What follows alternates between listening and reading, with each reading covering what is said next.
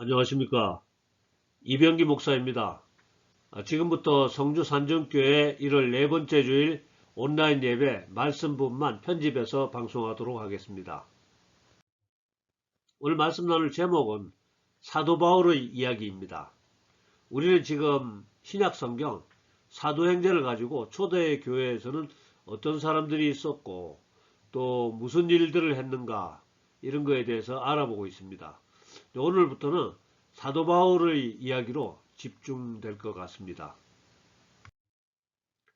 먼저 오늘 기억해야 할 성경 말씀으로는 사도행전 16장 30절에서 31절로 선생들이여 내가 어떻게 하여 구원을 받으리까 하거늘 이르되 주 예수를 믿으라 그리하면 너와 내 집이 구원을 받으리라 하고, 여기서 주 예수를 믿으라 그리하면 너와 내 집이 구원을 받으리라, 우리가 참 많이 들어본 성경 구절이죠.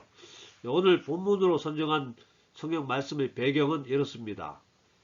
바울 일행이 감옥에 갇혔을 때 그들이 찬송을 시작하자 지진이 나고 또 옥문이 열리고 그렇게 됩니다. 그러자 감옥을 지키는 간수가 달려와서 죄수들이 탈옥한 줄 알고 놀라서 자결하려고 하는데요. 바울 일행이 감옥을 떠나지 않고 그대로 있는 것을 보자 간수가 놀라고 존경스러운 마음에 죄수인 바울 일행에게 질문을 하게 됩니다. 그리고 바울이 대답하는 장면입니다. 내가 어떻게 하여 구원을 받으리까? 이렇게 하고요. 주 예수를 믿으라. 그리하면 너와 내 집이 구원을 받으리라. 이렇게 대답을 하게 됩니다. 지난 시간 마지막에는 초대 예루살렘 교회가 또다시 핍박을 받게 되었고요. 야고보 사도는 순교당하고 베드로는 다시 감옥에 투옥됩니다.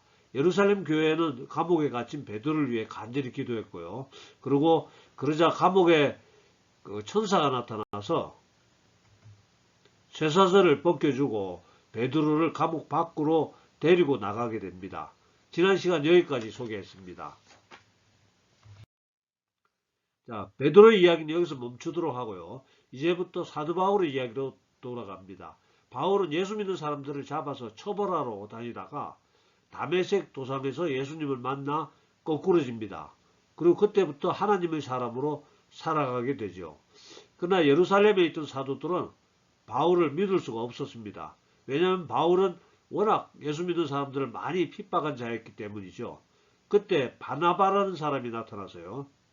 바나바 적극적으로 바울을 변호해주고 사도들로부터 인정을 받게 해줍니다. 그리고 바나바는 바울을 데리고 안디옥 교회로 가서 함께 사역하게 됩니다. 안디옥 교회에는 바나바와 바울이 포함된 몇 명의 교회 지도자들이 있었는데요. 성령님이 안디옥 교회의 지도자들에게 바나바와 바울을 선교사로 파송하라고 지시하십니다. 여기서부터 유명한 사도 바울의 전도 여행이 시작됩니다. 초록색 선이 1차 전도 여행 나가는 경로고요. 빨간색 선이 돌아오는 경로였습니다. 먼저 구브로 섬, 즉 지금은 사이프러스 섬이라고 부릅니다. 그곳에서의 에피소드입니다. 그 섬의 총독이 바나바와 바울이 전하는 복음을 듣고 싶은데 총독수와의 마술사 하나가 계속 방해하고 있었습니다. 그때 바울이 성령 충만해서 마술사를 주목하며 사도행전 13장 10절로 이르되 모든 거짓과 악행이 가득한 자여 마귀의 자식이요 모든 의의 원수여 주의 바른 길을 굽게 하기를 그치지 아니하겠느냐, 이렇게 야단을 치면서 소경이 될지어다 이렇게 소리를 지르자 그가 즉시 맹인이 됩니다. 구브로 섬에서 쭉 올라가서 비시디아 안디옥이라는 곳, 이곳에서 한 회당에서 바울이 복음을 전합니다. 이때 바울이 복음을 전하는 중에 자기 조상들의 이야기부터 시작해서 쭉 설교를 이어가는데요. 설교를 이어가다가 다윗의 이야기로 넘어갑니다. 하나님이 사도행전 13장 22절로 다윗을 왕으로 세우시고 증언하여 이르시되 내가 이새의 아들 다윗을 만나니 내 마음에 맞는 사람이라 내 뜻을 다 이루리라 하시더니, 신구약 성경 통틀어서 하나님 마음에 맞는 사람이라고 성경에서 표현한 사람은 다윗 하나뿐입니다. 다윗은 성경을 많이 읽었기 때문에 하나님이 좋아한 것도 아니고요. 또는 착하게 살아서 또 하나님이 좋아한 것도 아니고요. 전도를 많이 했다고 좋아한 것도 아닙니다. 오직 진심으로 하나님을 사랑하고 의지했던 하나님에 대한 순수한 열정 때문이었습니다. 저도 여러분에게 권유하고 싶습니다. 하나님께 한번 집중해 보시기 바랍니다. 하나님은 무엇보다도 그것을 제일 좋아하시는 것 같습니다. 예를 들어 시편 23편 1절로 여호와는 나의 목자시니 내게 부족함이 없으리로다. 다윗은 정말로 하나님 한 분만을 추구했던 사람입니다. 돈, 명예, 권력, 아니면 건강, 더 나아가 솔로몬이 추구했던 지혜보다도 오직 하나님 한 분만을 진실되게 추구했었습니다. 시편 51편 10절에서 11절로 하나님이여 내 속에 정한 마음을 창조하시고 내 안에 정직한 영을 새롭게 하소서. 나를 주 앞에서 쫓아내지 마시며 주의 성령을 내게서 거두지 마소서. 성경에 수많은 사람들이 등장하죠. 그 중에서 우리가 가장 본받아야 할 사람이 바로 다윗이 아닌가 생각합니다. 아무튼 바울이 비시디아 안디옥에서 복음을 전하자 많은 사람들이 복음을 받아들이지만 또한 역시 유대인들 중 일부가 시기와 증오심으로 그들 일행을 비난합니다. 결국 그들 때문에 바울 일행은 그곳에서 쫓겨나고 이고니온을 거쳐서 루스드라까지 갑니다. 이런 식으로 전도여행이 계속되었고 그곳에서 다시 뒤돌아서 계속해왔던 전도여행길을 역순으로 돌아 안디옥으로 되돌아갑니다. 이것이 바울의 1차 전도여행이었습니다. 얼마 후에 사도 바울은 2차 전도여행을 떠나게 됩니다. 그런데 흥미로운 것은 지금까지 바나바와 바울이 함께 잘 동역했었는데요. 2차 전도여행을 앞서서 심하게 다투게 됩니다. 바울은 지난번 전도여행 갔을 때 함께 갔던 마가 요한이라는 사람이 힘들다고 도중에 포기하고 돌아갔는데요. 그런 사람을 데리고 또다시 함께 갈 수는 없다고 그 사람 빼자고 합니다.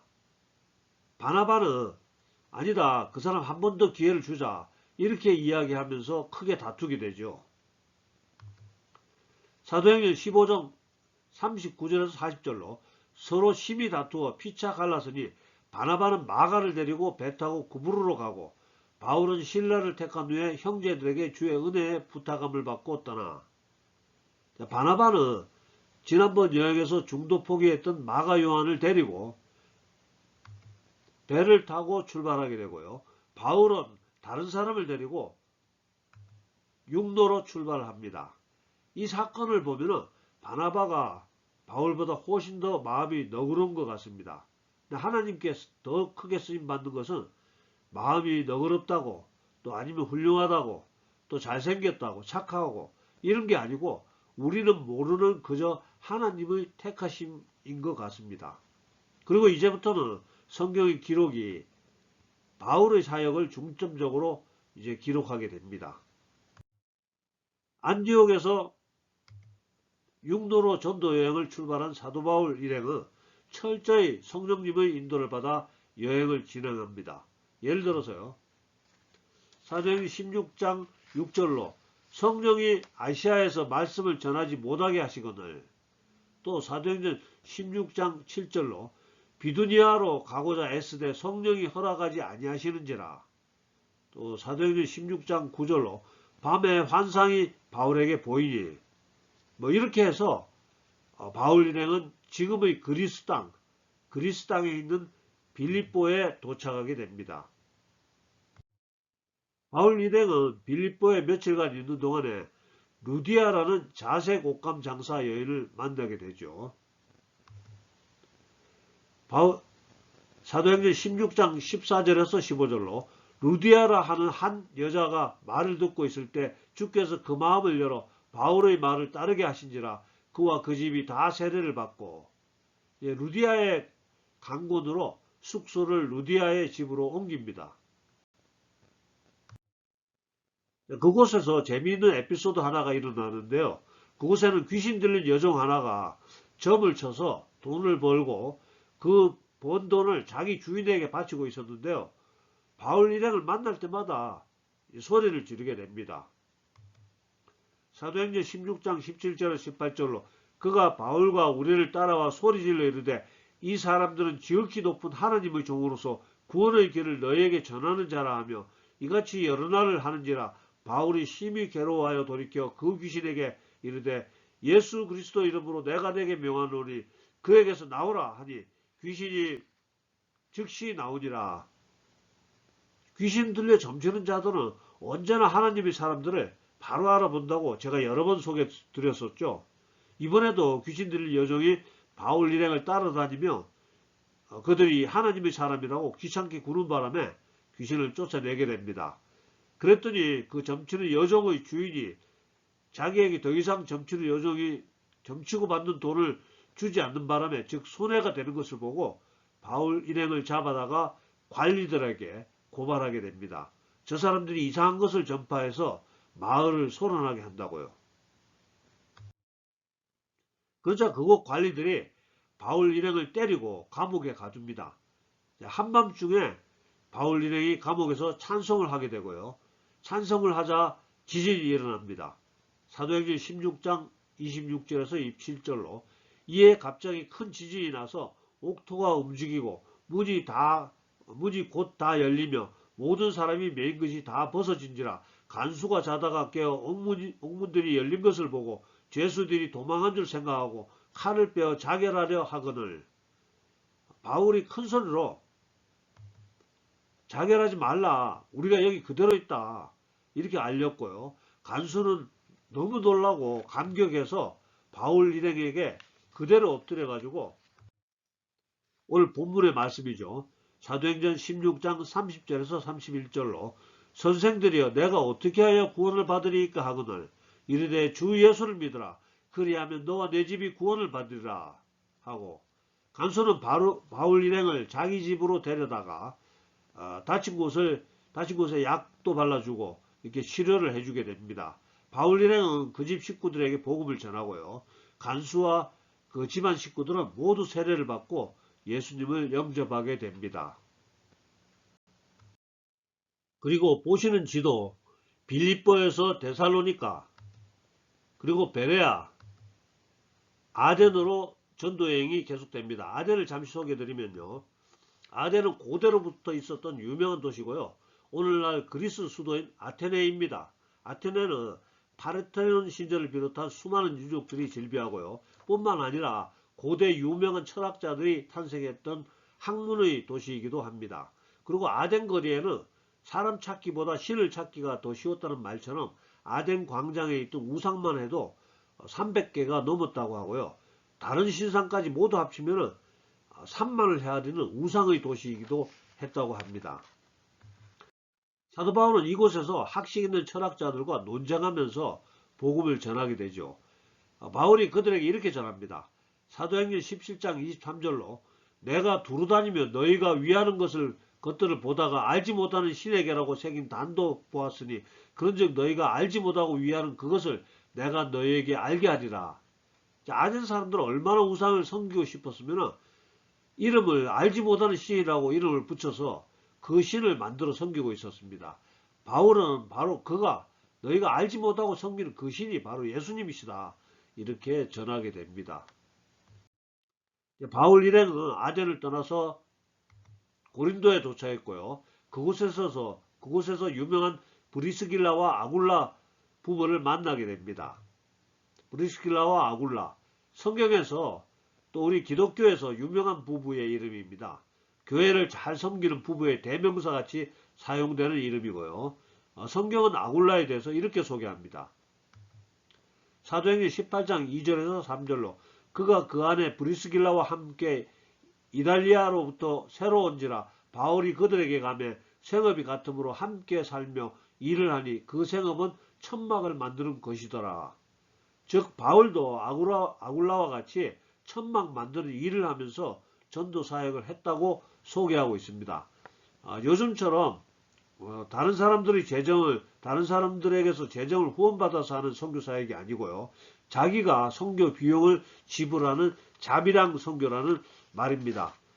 바울 일행은 이곳 고린도에서 1년 6개월 동안 머물면서 일하고 전도하고 가르치면서 사역을 하게 됩니다. 이제 오늘 말씀 중에 교훈이 될 만한 중요한 내용만 다시 정리해 보겠습니다. 예수 믿는 사람들을 핍박하던 바울이 다메섹 도상에서 예수님 만나고 그때부터 예수님이 하나님의 아들이시며 우리의 유일한 메시아, 우리의 유일한 구세주 이렇게 전도를 했었지만은요. 다른 사도들은 바울을 믿을 수 없었습니다. 이때 바나바라는 사람이 나타나서 바울을 변호해 주고요. 안디옥 교회로 데려가서 함께 사역을 해주므로 그때부터 바울이 하나님께 크게 쓰임받게 됩니다. 사실 바나바라는 사람은 지금부터는 성경에서 이름이 잊혀지게 됩니다. 성경의 이야기는 지금부터 바울을 중심으로 계속됩니다. 그러나 하나님 나라에서는 우리 대부분의 성도님들이 바나바와 같은 사람이 되어야 하지 않을까 저는 그렇게 생각합니다. 크게 쓰임받고 또 작게 쓰임받는 것은 하나님의 뜻이지만은요. 즉 우리 힘으로 우리 의지로 하는 것이 아니라는 말이고요.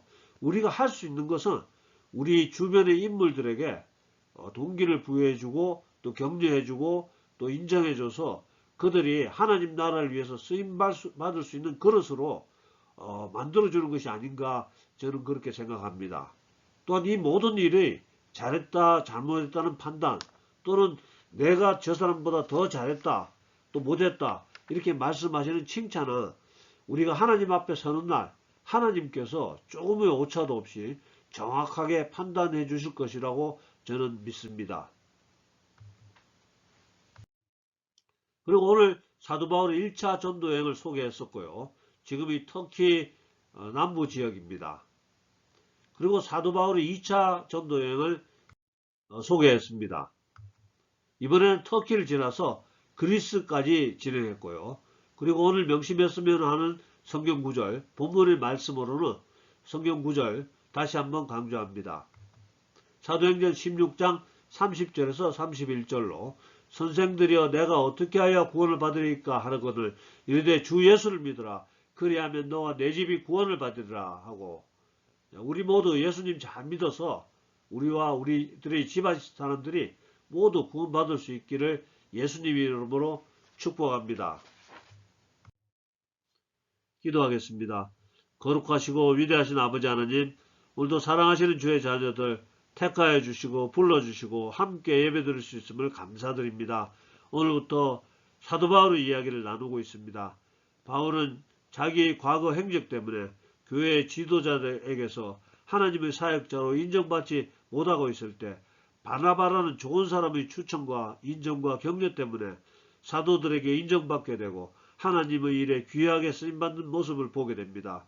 아버지 하나님, 우리들도 바나바처럼 다른 사람들의 좋은 점 발견할 수 있고 또 인정해 줄 수 있고 또 격려해 줄 수 있는 분별력과 아울러 또 너그러운 마음도 허락하여 주시옵소서.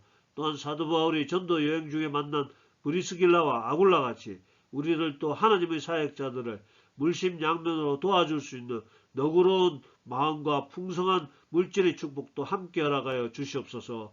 우리가 비록 직접적으로 선교사가 되어 힘든 오지 선교로 떠나지는 못할 망정 하나님 나라를 위해 수고하는 하나님의 사람들을 발견해내고 분별해내고 물심양면으로 도와줄 수 있는 분별력과 아울러 나누어 줄 수 있는 물질의 축복도 함께 허락하여 주시옵소서. 너그러운 마음도 함께 허락하여 주시옵소서. 그래야 나중에 하나님 만났을 때 착하고 충성된 종아 수고했다 칭찬받을 수 있는 우리 모두 될 수 있도록 주님 인도하여 주시옵시고 축복하여 주시옵소서. 지금은 우리 구주 예수님의 은혜와 아버지 하나님의 극진하신 사랑과 성령님의 감동 감화 교통하심이 오늘 예배에 참석한 우리 모두에게 또 우리들의 가정과 일터와 섬기는 교회 위에 지금부터 영원토록 함께하여 주시옵기를 간절히 축원하옵나이다. 아멘. 네, 감사합니다. 할렐루야. 네, 다음 주에 뵙겠습니다.